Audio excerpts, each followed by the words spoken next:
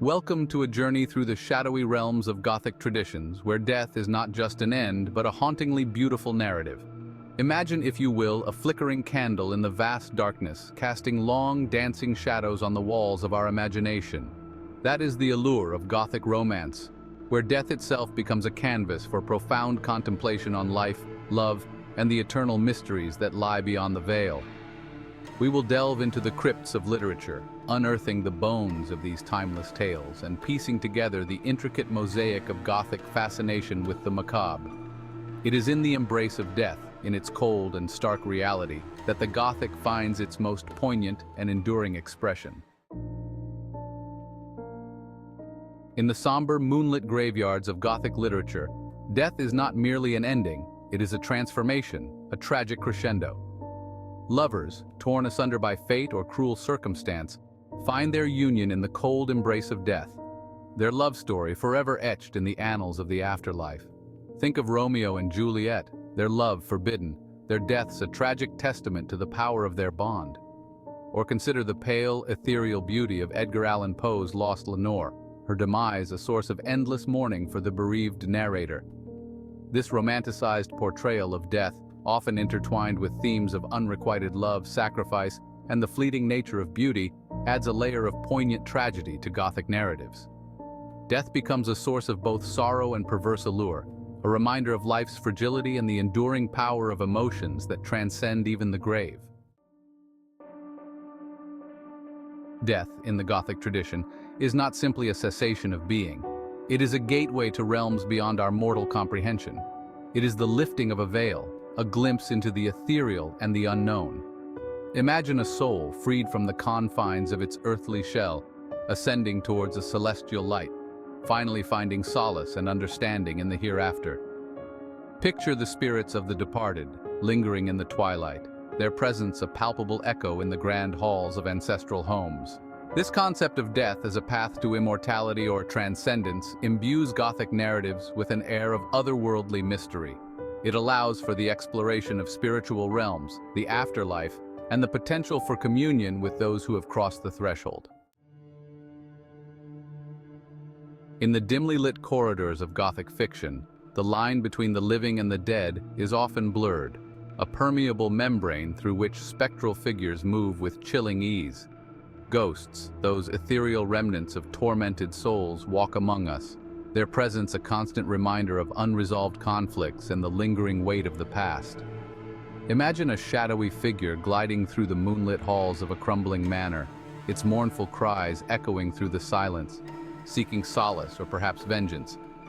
Or envision a seance, a desperate attempt to communicate with the departed, only to unleash forces beyond our control. This interplay between the living and the dead, the palpable presence of the supernatural, is a hallmark of Gothic literature. It taps into our primal fears of the unknown, the possibility that death is not an end, but a transition to a realm where the rules of our world no longer apply. Chapter 4. A macabre aesthetic. Gothic literature, with its penchant for the macabre, finds a perverse beauty in the imagery of death.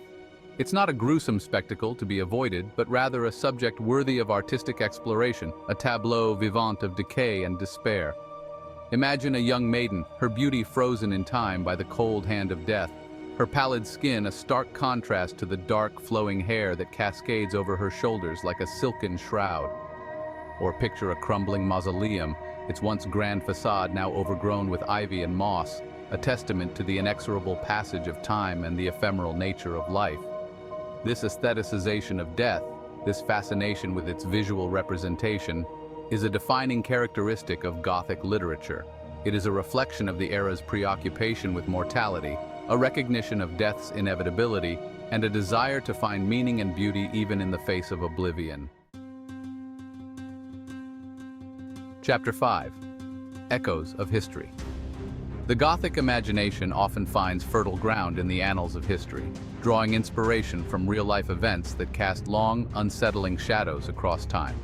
Plagues that decimated populations, public executions that served as grim spectacles, and mysterious disappearances that fueled whispers of foul play all find their way into Gothic narratives, adding a layer of chilling authenticity.